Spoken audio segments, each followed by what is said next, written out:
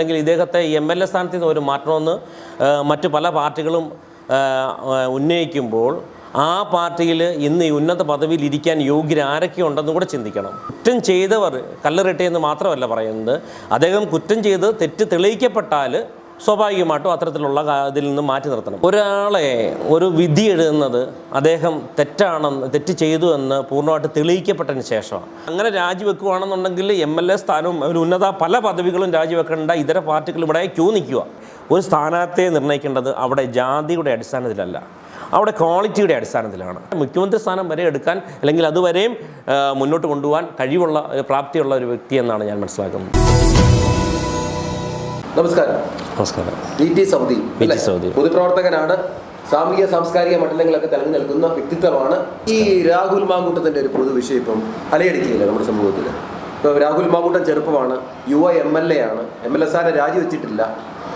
Youth Congress പ്രസ്ഥാനം രാജിവെക്കണമെന്ന് party ആവശ്യപ്പെട്ടു, അങ്ങനെ രാജിവെക്കുകയും ചെയ്തു. ഇപ്പം MLA സ്ഥാനം രാജിവെക്കണമെന്നുള്ള മുറവിളിയാണ് ഇവിടെ നടന്നുകൊണ്ടിരിക്കുന്നത്. ഇപ്പം നമുക്കറിയാമല്ലോ, ഒരു രാഹുൽ മാങ്കൂട്ടമല്ല, ഒരു രാഹുൽ മാങ്കൂട്ടത്തിൻ്റെ പേരിൽ ഇപ്പോൾ വന്നിരിക്കുന്ന പോലെ തന്നെ ഒരുപാട് പേരുടെ പേരിലേക്ക് ഇപ്പോൾ ആരോപണം വരാനുണ്ട്. പിന്നെ ആരോപണം വന്നവരും ഇപ്പോൾ MLA സ്ഥാനത്ത് ഇരിക്കുന്നുണ്ട്. ഇതിനെയൊക്കെ എങ്ങനെയാണ് നോക്കിക്കാണുന്നത്? സർ, ഞാനത് എൻ്റെ വ്യക്തിപരമായിട്ടുള്ള അഭിപ്രായം പറയുകയാണെങ്കിൽ, രാഹുൽ മാങ്കൂട്ടം ചെയ്ത പ്രവൃത്തിയെ ബേസ് ചെയ്ത് മാത്രമല്ല പറയുന്നത്, നമ്മൾ സമൂഹം ഇന്ന് ഈ കാര്യത്തിൽ എടുക്കുന്ന നിലപാടുകളോട് പറയാൻ ആഗ്രഹിക്കുകയാണ്. കാരണം ഇന്ന് ഇത് വ്യത്യസ്തമായ രാഷ്ട്രീയ പാർട്ടികൾ ഒരു രാഷ്ട്രീയപരമായിട്ടുള്ള വൈരുദ്ധ്യം കാണിക്കുന്നതിലുപരിയായിട്ട് വ്യക്തിപരമായിട്ട് ചെയ്യുന്ന കടന്നാക്രമണം വളരെ വലുതാണെന്ന് കൂടി പറയാൻ ആഗ്രഹിക്കുകയാണ്. കാരണം ഈ രാഹുൽ മാങ്കൂട്ടം തന്നെ അല്ലാതെ ഓരോ രാഷ്ട്രീയ പാർട്ടികളും അവരുടെ ആ പാർട്ടി തലത്തിലേക്ക് ഇറങ്ങി ചിന്തിക്കുകയാണെങ്കിൽ, അവർ ഒന്ന് പുറകോട്ട് കണ്ണോടിക്കുകയാണെങ്കിൽ, അവനവൻ്റെ രാഷ്ട്രീയ ആ പാർട്ടിക്കുള്ളിൽ നിന്ന് തന്നെ ഓരോ വ്യക്തികളെ എടുത്ത് പഠിക്കുകയാണെങ്കിൽ, ഇപ്പോൾ ഈ MLA സ്ഥാനം ആയിക്കോട്ടെ, ഇതുപോലെ ഉന്നത പദവികളായിക്കോട്ടെ, രാഷ്ട്രീയത്തിലെ പദവികളായിക്കോട്ടെ, ഇത് വഹിക്കാൻ ഇപ്പോൾ ഇതുപോലെ നല്ല ഒരു മുഖമുള്ള അല്ലെങ്കിൽ ഈ പറഞ്ഞ ഗുഡ് ഇമേജ് ആയിട്ടുള്ള എത്ര വ്യക്തികൾ കാണും എന്ന് നമുക്ക് പരിശോധിക്കാൻ പറ്റുന്നതാണ്. അപ്പോൾ അങ്ങനെ ഒരു പുനർവിചിന്തനം ഉണ്ടായിരുന്നുവെങ്കിൽ ഇതുപോലൊരു വ്യക്തിയെ കടന്നാക്രമിക്കാൻ ശ്രമിക്കത്തില്ല. പിന്നെ അദ്ദേഹം എന്തെങ്കിലും തരത്തിൽ തെറ്റുകൾ ചെയ്തിട്ടുണ്ടെങ്കിൽ, നിയമപരമായിട്ടുള്ള പരാതികൾ ഉണ്ടെങ്കിൽ അതിനടിസ്ഥാനപരമായിട്ടുള്ള അന്വേഷണം നടത്തണം, അത് മറ്റൊരു ഭാഗം. പക്ഷേ അത്തരത്തിലുള്ള ഒരു കാര്യമില്ലാത്ത സ്ഥിതിക്ക് ഇത് വ്യക്തിപരമായിട്ടുള്ള ഒരു മനുഷ്യനെ ഇല്ലായ്മ ചെയ്യാനുള്ള ഒരു ഗൂഢതന്ത്രമാണെന്ന് മാത്രമേ ഇതിനകത്ത് എനിക്ക് വ്യക്തിപരമായിട്ട് മനസ്സിലാക്കാൻ സാധിക്കുന്നുള്ളൂ. പരാതിയായിട്ട് വരുന്നത് എന്ന് പറഞ്ഞാൽ ആ പരാതി കൊടുക്കേണ്ട രീതികളുണ്ട്, കൊടുക്കുന്ന മണ്ഡലങ്ങളുണ്ട്. അത്തരത്തിലുള്ള സാഹചര്യങ്ങളിലൊന്നും പ്രവർത്തിക്കാതെ അതായത് ജനങ്ങളുടെ ഇടയിലേക്ക് ഒരു വ്യക്തിയെ എന്തുമാത്രം മോശമാക്കാൻ അല്ലെങ്കിൽ മോശമായി ചിത്രീകരിക്കാൻ സാധിക്കുന്നു, അത്തരത്തിലുള്ള പ്രവൃത്തിയിലൂടെയാണ് ഇപ്പോൾ നടക്കുന്ന ഈ പരാതികളും അതിനോടനുബന്ധിച്ച ചർച്ചകളും അതിനോടനുബന്ധിച്ച ആ ഒരു എല്ലാ പ്രവൃത്തികളും നടക്കുന്നത് എനിക്ക് പറയാൻ ആഗ്രഹിക്കുകയാണ്. അല്ലെങ്കിൽ ഇദ്ദേഹത്തെ MLA സ്ഥാനത്ത് നിന്ന് ഒരു മാറ്റണമെന്ന് മറ്റു പല പാർട്ടികളും ഉന്നയിക്കുമ്പോൾ ആ പാർട്ടിയിൽ ഇന്ന് ഈ ഉന്നത പദവിയിൽ ഇരിക്കാൻ യോഗ്യരാരൊക്കെ ഉണ്ടെന്നും കൂടെ ചിന്തിക്കണം.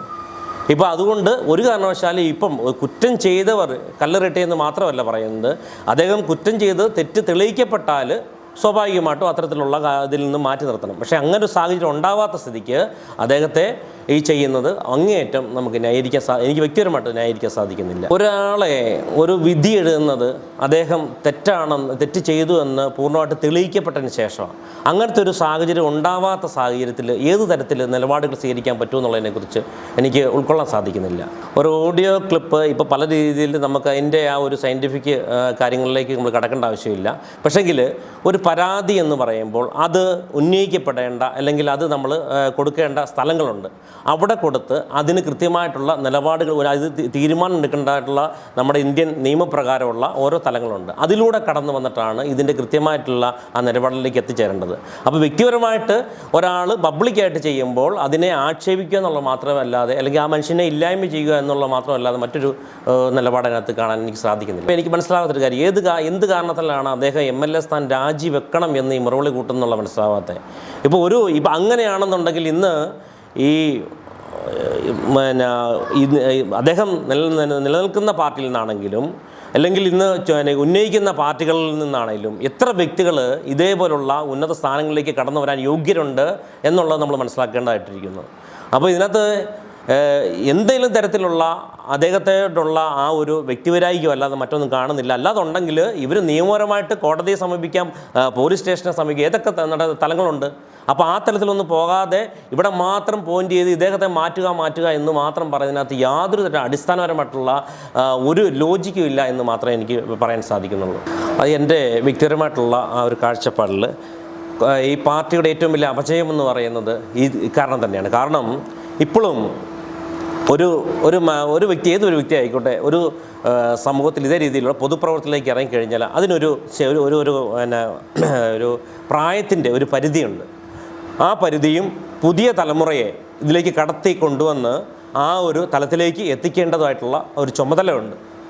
അപ്പോൾ ഇപ്പോൾ ഈ പ്രായത്തിൽ മുതിർന്നതായിട്ടുള്ള ഈ പാർട്ടിയിലെ ഉന്നത പ്രവർത്തകർ ചെയ്യേണ്ടത് പുതിയ തലമുറയെ ഈ പാർട്ടിയെ മുന്നോട്ടുള്ള പ്രവർത്തനത്തിന് അവർക്ക് ഊർജം നൽകിക്കൊണ്ട്, അവർക്ക് കരുത്തേക്കൊണ്ട് മുന്നോട്ട് പോകുന്നതിന് പകരമായിട്ട് അവർക്ക് ഉള്ള വീര്യം കെടുന്ന തരത്തിൽ, അല്ലെങ്കിൽ ഇതേലുള്ള പുതിയ തലമുറയെ ഈ പറഞ്ഞ ഭാവിയുടെ വാഗ്ദാനത്തിലേക്ക് കൊണ്ടുവരാതെ ഈ പ്രവർത്തിക്കുമ്പോൾ പാർട്ടിയുടെ ഏറ്റവും വലിയ അതായത് വളരെ ശുഷ്കിച്ച ആ തലങ്ങളിലേക്ക് പോകുമെന്നുള്ളതിനകത്ത് യാതൊരു സംശയമില്ല. അപ്പോൾ ഈ പാർട്ടിക്ക് ഇപ്പോഴുള്ള ഏറ്റവും വലിയ ദോഷമെന്ന് പറഞ്ഞാൽ ഏറ്റവും പ്രായമായിട്ടുള്ള മുതിർന്ന പ്രവർത്തകർ മാതൃകാപരമായിട്ടുള്ള പ്രവർത്തികൾ ചെയ്യാത്തതാണ് എന്നുള്ളതാണ് വ്യക്തിപരമായിട്ട് ഞാൻ മനസ്സിലാക്കുന്നത്. കോൺഗ്രസ്സിന് വളരെ നല്ല തരംഗമുണ്ട്, പക്ഷെങ്കിൽ ആ തരംഗം കൃത്യമായ രീതിയിൽ പ്രയോജനപ്പെടുത്തുവാൻ പാർട്ടിക്ക് സാധിച്ചില്ല എന്നുള്ളതാണ്. അത് സാധിക്കാത്തതിൻ്റെ കാരണം മനസ്സിലാക്കുന്നത് ഇപ്പോൾ പാർട്ടിയിലെ ഏറ്റവും ഉന്നത തലങ്ങളിൽ നിൽക്കുന്ന ചില അധികാര മോഹത്തിൻ്റെ ഫലമായിട്ടുള്ള ഗ്രൂപ്പിസമാണ് ഇതിനകത്ത് ഒന്നാമത്തെ ഘടകമെന്ന് വ്യക്തിപരമായിട്ട് പറയാൻ ആഗ്രഹിക്കുക. നമ്മുടെ ഇപ്പോഴത്തെ ഈ പാർട്ടിയിൽ നല്ല യോഗ്യരായിട്ടുള്ള, അല്ലെങ്കിൽ ലോകം അറിയപ്പെടുന്ന യോഗ്യരായിട്ടുള്ള ഇത് ഏറ്റവും ഉന്നത സ്ഥാനത്തേക്ക് വരേണ്ട വ്യക്തികൾ പോലും ഇന്ന് പാർട്ടിയിൽ നിന്ന് പോകുന്ന ഒരു സാഹചര്യം ഉണ്ടാകുന്നുണ്ടെങ്കിൽ അത് ഈ പാർട്ടിയിലെ ഈ പറഞ്ഞ ഗ്രൂപ്പിസവും ഈ പറഞ്ഞ തരത്തിലുള്ള ഈ സ്ഥാനത്തിൻ്റെ ആഗ്രഹവുമാണെന്ന് നിസ്സംശയം പറയാൻ ആഗ്രഹിക്കുകയാണ്. രാഹുൽ ഒരിക്കലും അങ്ങനത്തെ ഒരു പ്രവൃത്തി ചെയ്യുമെന്ന് എനിക്ക് വ്യക്തിപരമായിട്ട് തോന്നുന്നില്ല. കാരണം അദ്ദേഹം ഓരോ രാഷ്ട്രീയ പാർട്ടിയുടെയും, അല്ലെങ്കിൽ നമ്മൾ ചാനൽ ചർച്ചകളിൽ മനസ്സിലാക്കുക എന്തുമാത്രം പാർട്ടിയെ സ്നേഹിക്കുന്നുവെന്നും എന്തുമാത്രം രാഷ്ട്രീയ വളർച്ച ആഗ്രഹിക്കുന്നുവെന്നും നമുക്ക് മനസ്സിലാക്കാൻ സാധിക്കും.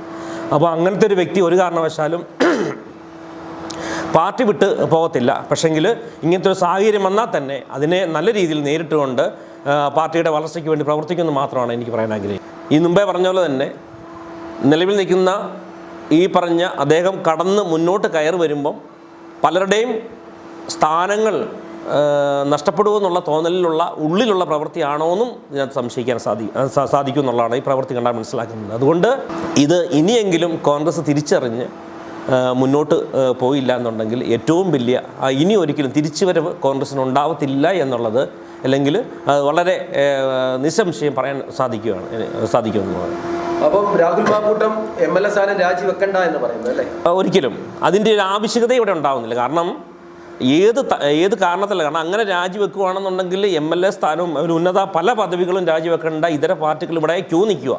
അപ്പോൾ ഒരു കാരണവശാലും ഇങ്ങനെ ആരോപണത്തിൻ്റെ പേരിൽ, കൃത്യമായിട്ട് തെളിയിക്കപ്പെടാത്ത കാര്യത്തിൻ്റെ പേരിൽ എന്തിന് രാജിവെക്കണം എന്നുള്ളതാണ് മനസ്സിലാവാത്തത്. ഞാൻ മനസ്സിലാക്കുന്നൊരു കാര്യം എന്ന് വെച്ചാൽ, ഇന്ന് രാഷ്ട്രീയ പാർട്ടികൾ ഓരോ തലങ്ങളിൽ സ്ഥാനാർത്ഥി നിർണയം നടത്തുന്നത് വളരെയധികം മോശപ്പെട്ട രീതിയിലാണ്. കാരണം മോശപ്പെട്ട രീതിയിൽ എന്ന് പറയാൻ കാരണം എന്താ വെച്ചാൽ, ഒരു സ്ഥാനാർത്ഥിയെ ഒരിടത്ത് നിർണ്ണയിക്കേണ്ട രീതി എന്ന് പറയുന്നത് ഇപ്പം MLA ആയിക്കോട്ടെ, ഏറ്റവും താഴേക്കിടയിൽ വന്നാൽ ഒരു പഞ്ചായത്ത് തലത്തിലായിക്കോട്ടെ, ഒരു സ്ഥാനാർത്ഥിയെ നിർണ്ണയിക്കേണ്ടത് അവിടെ ജാതിയുടെ അടിസ്ഥാനത്തിലല്ല, അവിടെ ക്വാളിറ്റിയുടെ അടിസ്ഥാനത്തിലാണ്. ആ ഒരു പ്രദേശത്ത് ആ ഒരു പാർട്ടിക്ക് ഏറ്റവും ആ ഒരു പ്രദേശത്ത് ആൾക്കാർക്ക് യോഗ്യനായിട്ടുള്ള, അല്ലെങ്കിൽ അതുപോലെ ആ ഒരു വ്യക്തിപ്രഭാവമുള്ള ഒരാളെയാണ് അവിടെ സ്ഥാനാർത്ഥിയായിട്ട് വെക്കേണ്ടത്. പക്ഷേ ഇന്ന് അതല്ല. നമ്മളിപ്പോൾ ഒരു വാർഡ് എടുത്താൽ, ഒരു കമ്മ്യൂണൽ രീതിയിൽ ഒരു സ്ഥാനാർത്ഥിയെ വെച്ച് കഴിഞ്ഞാൽ ഓരോ വീട് കയറി ആ പാർട്ടിയുടെ വീടുകളിൽ കയറി ആ പാർട്ടിക്ക് അനുകൂലമായി സംസാരിക്കുകയും മറ്റുള്ള ഈ കമ്മ്യൂണിറ്റിയോടനുബന്ധിച്ച വീടുകളിൽ കയറിയിട്ട് ഈ ജാതിപരമായിട്ട്, അതായത് ഇന്നയാളെ നിങ്ങളുടെ സമൂഹത്തിൽപ്പെട്ട ആളെയാണ് നിർത്തിയേക്കുന്നത്, അതുകൊണ്ട് നിങ്ങൾ വോട്ട് തരണം. അപ്പോൾ അവിടെ ജാതി ചിന്ത അറിയാതെ തന്നെ ആ വ്യക്തിയുടെ ഉള്ളിൽ ഉണ്ടായി വരിക. അപ്പോൾ ഈ നമുക്ക് വേണ്ടത് അതല്ല, ഈ ജാതിരഹിതമായിട്ടുള്ള ഒരു സമൂഹമാണ് ഇവിടെ ആവശ്യം.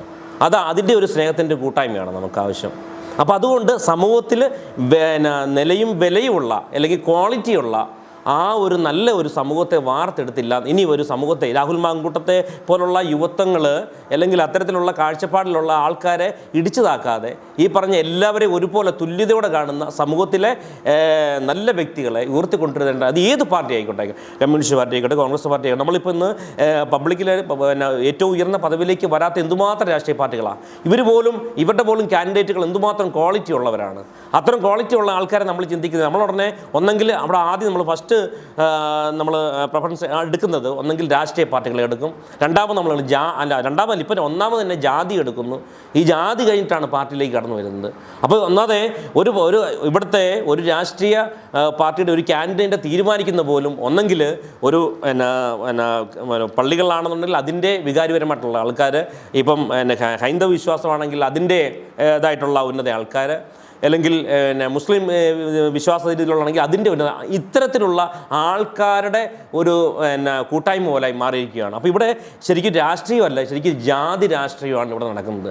ഇത് മാറിയിട്ട് ക്വാളിറ്റി ആയിട്ടുള്ള നല്ലൊരു സമൂഹം, അതായത് പണ്ട് കാലത്ത് എങ്ങനെയാണോ രാഷ്ട്രത്തിന് വേണ്ടി സമൂഹത്തിന് വേണ്ടി സേവിച്ച ആ ഒരു പ്രവൃത്തി മാറ്റുന്നത് വ്യക്തികൾക്ക് വേണ്ടിയിട്ടുള്ള അല്ലെങ്കിൽ അവനവൻ്റെ ആ സമൂഹത്തിന് വേണ്ടിയിട്ടുള്ള ആ ഒരു രീതിയിലേക്ക് ചുരുങ്ങിപ്പോകുന്ന ഒരു മനസ്സിലേക്ക് എല്ലാവരും മാറിയിരിക്കുകയാണ്. ഇത് മാറിയിട്ട് സമൂഹത്തിന് ഉയർച്ച ഉണ്ടാകുന്ന ഒരു സാമൂഹ്യ രാജ്യസ്നേഹമുള്ള നല്ലൊരു കൂട്ടായ്മയ്ക്ക് വേണ്ടിയാണെന്നുണ്ടെങ്കിൽ ഈ പറഞ്ഞ ചിന്തകൾ മാറ്റി വെച്ചുകൊണ്ട് ക്വാളിറ്റിയുള്ള ആ ഒരു ക്യാൻഡിഡേറ്റിനെ തിരഞ്ഞെടുത്തുകൊണ്ട് അത്തരത്തിലുള്ള നല്ലൊരു സമൂഹം കടന്നു വരണമെന്നുള്ളതാണ് വ്യക്തിപരമായിട്ട് ഞാൻ ആഗ്രഹിക്കുന്നതും അപ്പോൾ ഓരോ പാർട്ടിയും ചെയ്യണമെന്ന് എൻ്റെ വ്യക്തിപരമായിട്ടുള്ള അഭിപ്രായം അത് തന്നെയാണ്. ഇപ്പോൾ ഇത്രയും ഒരു സ്ത്രീകൾ ആരോപണം ഉന്നയിച്ചിട്ടും രാഹുൽ വലിയ ക്വാളിറ്റിയുള്ള നേതാവായിട്ടാണോ വിലയിരുത്തുന്നത്? രാഹുൽ നമ്മളൊരു മനുഷ്യനെ ഒരു മാവിനെയാണെങ്കിലും നമ്മൾ മാങ്ങാപ്പഴമുള്ള മാവിനത്തെ കല്ലെറിയത്തുള്ളൂ. അപ്പോൾ ഒരു ക്വാളിറ്റി ഇല്ല എന്നുണ്ടെങ്കിൽ എന്തിനാ മനുഷ്യനെ ഇത്ര ആക്രമിക്കുന്നത്? കൊള്ളത്തില്ലാത്ത മനുഷ്യനാണെന്നുണ്ടെങ്കിൽ അപ്പോൾ അദ്ദേഹം അവിടെ നിന്ന് ഈ പറഞ്ഞ രീതിയിൽ ഈ ടൈം പൂർത്തീകരിച്ച് കഴിഞ്ഞാൽ അടുത്ത പ്രാവശ്യം ഇത്രയും പോലും പ്രചാരണമില്ലാതെ ജയിക്കും എന്നുള്ളത് വളരെ എല്ലാവർക്കും വളരെ നിശംസം പറയാം. അതുമാത്രമല്ല, ഈ ജയം കൊണ്ട് ആ പാർട്ടിക്ക് ആ ചുറ്റുപാടും പിന്നെ ഡൗൺ ആയിട്ട് വരുന്ന മറ്റുള്ള അടുത്ത തെരഞ്ഞെടുപ്പുകളിൽ വളരെ ഈസി ആയിട്ട് ഓരോ തലങ്ങളിലും അല്ലെങ്കിൽ ഗ്രാമപഞ്ചായത്തുകളിലും ജില്ലാ പഞ്ചായത്തുകളിലും ബ്ലോക്ക് പഞ്ചായത്തുകളിലും എല്ലാം ഈസി ആയിട്ട് ജയിച്ചു വരാൻ പറ്റുന്ന തലങ്ങളുമാണ് കടന്നു വരുന്നത്. അപ്പോൾ അങ്ങനെയൊക്കെ വന്നു കഴിയുമ്പം ഇതര പാർട്ടി കക്ഷികൾക്കും അത് ദ്രോഹമാണ്. പിന്നെ ഇദ്ദേഹം കടന്നു വരുമ്പോൾ ഈ സ്വന്തം പാർട്ടിയിൽ തന്നെ ഉന്നതർക്ക് പലർക്ക് സ്ഥാനങ്ങൾ മാറി കൊടുക്കേണ്ടി വരും. അതിൻ്റെയും ചിന്തകളുണ്ട് ഇതിൻ്റെ പിന്നിൽ. അതുകൊണ്ട് ഈ ചിന്തകൾ മാറ്റി നല്ലൊരു കേരളമാണെന്നുണ്ടെങ്കിൽ അല്ലെങ്കിൽ നല്ലൊരു ഭരണമാണെങ്കിൽ ഈ പറഞ്ഞ രീതിയിൽ നമ്മൾ പൊതുജനങ്ങളെ വ്യക്തിപരമായിട്ട് പറയുന്നത് എന്നെപ്പോലെ അല്ലെങ്കിൽ കാഴ്ചപ്പാട് ആഗ്രഹിക്കുന്നവർ ചെയ്യേണ്ട, അല്ലെങ്കിൽ ഈ പുതിയ തലമുറ ആഗ്രഹിക്കുന്നതും എന്താണെന്ന് വെച്ചാൽ ഈ രാഷ്ട്രീയപരമായിട്ടുള്ള വൈരാഗ്യങ്ങളും ഈ ജാതിപരമായിട്ടുള്ള വേർതിരിവുകളും മാറ്റിക്കൊണ്ട് നല്ല സമൂഹത്തിന് വേണ്ടിയിട്ടുള്ള നല്ല ഒരു തലമുറ ഉണ്ടായി വരണമെന്നുണ്ടെങ്കിൽ അത്തരത്തിലുള്ള കാൻഡിഡേറ്റുകളെ നമ്മൾ ഉയർത്തിക്കൊണ്ടുവരണം എന്നുള്ളതാണ്. അതുകൊണ്ട് ഇത്തരത്തിലുള്ള ഒറ്റപ്പെടുത്തലുകളും ഈ പറഞ്ഞ തരംതാഴ്ത്തുകൾ ഒഴിവാക്കിക്കൊണ്ട് ആ കൃത്യമായ രീതിയിൽ നിലപാടുകൾ, എങ്കിലും എന്തിലത്തെ അദ്ദേഹം മോശപ്പെട്ടവനാണെന്നുണ്ടെങ്കിൽ അതിന് നിയമപരമായിട്ടുള്ള നടപടിയിലോട്ട് മുന്നോട്ട് പോയി അതിന് കൃത്യമായിട്ടുള്ള നിലപാടുകൾ സ്വീകരിക്കട്ടെ. ആ വ്യക്തിയെ ഇനി എങ്കിലും ദ്രോഹിക്കാതെ അദ്ദേഹത്തെ ഈ പറഞ്ഞ രീതിയിൽ അവിടെ ആ മണ്ഡലത്തിൽ പ്രവർത്തിക്കാൻ അനുവദിക്കണം എന്നുള്ളതാണ് എൻ്റെ അഭിപ്രായം. ഈ പറഞ്ഞു വരുമ്പോൾ രാഹുൽ മാങ്കൂട്ടം അടുത്ത തെരഞ്ഞെടുപ്പിൽ മത്സരിച്ചാൽ പാലക്കാട് ജയിക്കുമെന്ന് വിശ്വസിക്കുന്നു. അത് യാതൊരു മാറ്റവും ഇല്ല. ആ ജയിക്കുമെന്നുള്ള ഉറപ്പുകൊണ്ടാണ് ഇവർക്കെല്ലാം ഇത്രമേൽ ഈ വെപ്രാളവും പേടിയെന്നാണ് ഞാൻ മനസ്സിലാക്കുന്നത്. അത് ഈ പാർട്ടി തലത്തിൽ തന്നെ മുന്നോട്ട് പോവുകയാണെന്നുണ്ടെങ്കിൽ ഒരു പക്ഷം എന്നുണ്ട് കേരളത്തിൽ ഏറ്റവും ഉന്നത പദവിയിലേക്ക് കടന്നു വരാനായിട്ട് അത്രമേൽ യോഗ്യതയുള്ള അല്ലെങ്കിൽ കപ്പാസിറ്റി. അപ്പം നമ്മളിപ്പം ഒരു മനുഷ്യൻ്റെ ക്വാളിറ്റി മാത്രം ചിന്തിക്കുമ്പോൾ അതിനകത്ത് ഏറ്റവും സംഗതിയുണ്ട് കപ്പാസിറ്റി എന്ന് പറയുന്നത്. എന്ന് വെച്ചാൽ അദ്ദേഹത്തിന് ഒരു കാര്യം എൻ്റെ വ്യക്തിപരമായിട്ട് ഞാൻ മനസ്സിലാക്കിയ ഒരു കാര്യം എന്താണെന്ന് വെച്ചാൽ അദ്ദേഹത്തിന് ഒരു കാര്യം പ്രവർത്തിക്കുന്നത് മാത്രമല്ല നിയന്ത്രിക്കാനും അറിയാമെന്നുള്ളത് മനസ്സിലാക്കുന്നുണ്ട്. അപ്പോൾ എന്ന് പറഞ്ഞതുപോലെ മുഖ്യമന്ത്രി സ്ഥാനം വരെ എടുക്കാൻ അല്ലെങ്കിൽ അതുവരെയും മുന്നോട്ട് കൊണ്ടുപോകാൻ കഴിവുള്ള പ്രാപ്തിയുള്ള ഒരു വ്യക്തി എന്നാണ് ഞാൻ മനസ്സിലാക്കുന്നത്. നന്ദി, ഞങ്ങളോടൊപ്പം ഇത്രയും സമയം ചെലവഴിച്ചു. കൂടുതൽ വാർത്തകളും വിശേഷങ്ങളും നിങ്ങൾക്ക് ലഭിക്കാൻ കേരളീയം ന്യൂസ് സബ്സ്ക്രൈബ് ചെയ്യുക. കൂടെ ബെൽ ബട്ടണും അമർത്തുക.